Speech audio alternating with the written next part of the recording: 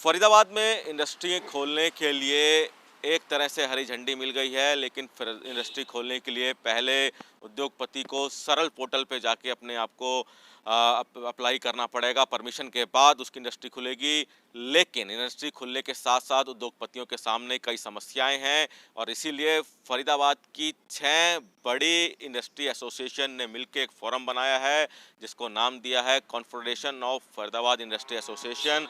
और इस फोरम ने सरकार के सामने अपनी कई मांगे रखी हैं। क्या ये मांगे हैं, इस पर बात करने के लिए हमारे साथ जेपी मल्होत्रा जी हैं, जो डीएलएफ फरीदाबाद इंडस्ट्री एसोसिएशन के प्रेसिडेंट भी हैं।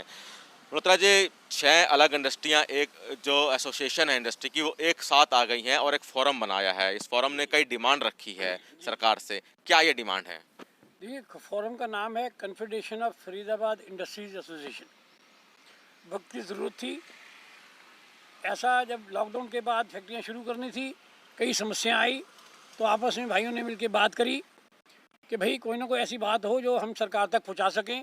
उसी बिना पे कंसल्टेशन के बाद एक यूनानिमसली एक फोरम बना, जिसमें बातें डिस्कस हुई। हमारी क्या डिमांड रखी है सरकार से? देखिए, पहली डिमांड तो है कि भाई लॉकडाउन के दौरान हमारा ना तो प्रोडक्शन हुई, ना सेल हुई, ना रेवेन्यू जनरेट हुआ।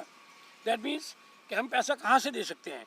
तो पहली डिमांड ये थी कि जो सैलरी वेजेस हैं वो सरकार उसके लिए हमें सपोर्ट करे, और हमें रास्ता बताया कि आप इसको ईएसआई के थ्रू पेमेंट कीजिए। यानी कि जो एम्प्लॉय की सैलरी आप लोग देते थे, उद्योगपति देते थे, आप चाह रहे हैं कि वो सैलरी ईएसआई के पैसे से दी जाए? हाँ जी, क्योंकि क्योंकि ऐसा है ना कि कोरोना जो है एक बीमारी है। पहली बात, प्रिंसिपल वहाँ से चलता है, एक बीमारी है, और मजदूर की बीमारी को देखने के लिए हम उसकी ईएसआई कराते हैं।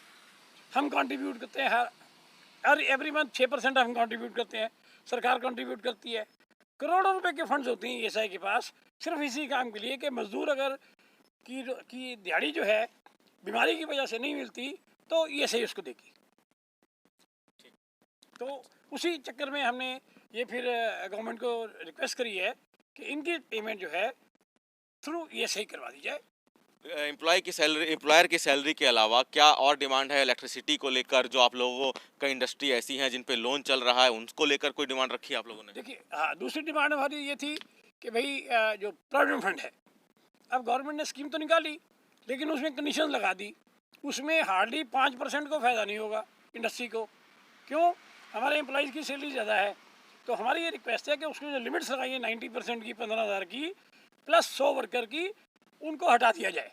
जितने भी एम्प्लॉइज़ हैं सबका पीएफ जो है हमारा शेयर भी और उनका शेयर, वो सारा जो है गवर्नमेंट बयान व्यस्त करे। वो इलेक्ट्रिसिटी बिल को लेकर क्या? इलेक्ट्रिसिटी बिल को लेकर ऐसा है जी कि जब फैक्ट्री चली नहीं, पावर यूज़ ही नहीं हुई, तो फिक्स चार्जेस का है को हमारे ऊपर। और फिक्स चार्जेस का छोटा अमाउंट नहीं होता मैंने जी, बहुत ज़्यादा अमाउंट होता है। 250 रुपये किलोवाट पड़ता है ये। अब इमेजिन कीजिए सर, 100 वाट का कनेक्शन होगा, बिना घर बैठे काम बंद किए हुए वो चार्जेस लग रहे हैं उनके ऊपर।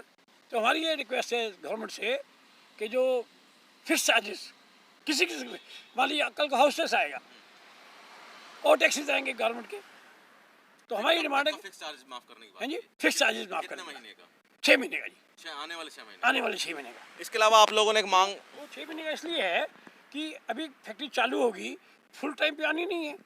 गवर्नमेंट 50% की दे रही है परमिशन, और उसके बाद काम चालू होगा, जाएगा माल, प्रोडक्शन पूरी कहाँ से होगी, लेबर की इशू थोड़ा सा आएगा बीच में, ऑर्डर्स का इशू आएगा, डिस्पैच का इशू होगा, तो हम पूरी कैपेसिटी यूज़ नहीं कर पाएंगे अपनी। इसके अलावा आप लोगों ने जो लोन चलते हैं इंडस्ट्री पे, उसके उसके जो हर महीने किस्त जाती है, लेकिन सरकार ने कहा है कि 3 महीने किस्त जो है कि अभी ना ली जाए बैंक से, तो उसमें क्या आप लोगों ने डिमांड की है? ऐसा है कि बिना लोन के फैक्ट्री चलती नहीं है।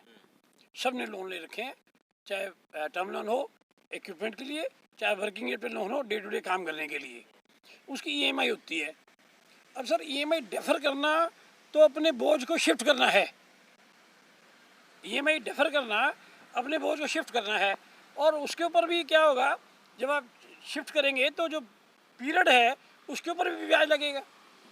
तो हमने ये रिक्वेस्ट करी है कि अगले 6 महीने तक ईएमआई कोई भी हो, या टर्म लोन हो या वर्किंग कैपिटल हो, उसके ऊपर ब्याज नहीं लगना चाहिए। कहाँ कहाँ आपने अपनी रिक्वेस्ट भेजी? हाँ, हमने देखिए, मेन तो हमारे मुख्यमंत्री जी हैं, उनको भेजा है, डिप्टी सीएम है हरियाणा के, उनको भेजा है, इधर पीएम ऑफिस भेजा है, इंडस्ट्री मिनिस्टर गडकरी जी को भेजा है, और फाइनेंस मिनिस्टर सीतारमन जी को भेजा है, और लेबर मिनिस्टर गंगवार जी को भेजा है, प्लस हमारे ऑनरेबल एमपी जो हैं लोकल किशनपाल जी, उनको भेजा है, और डीसी साहब को भेजा है।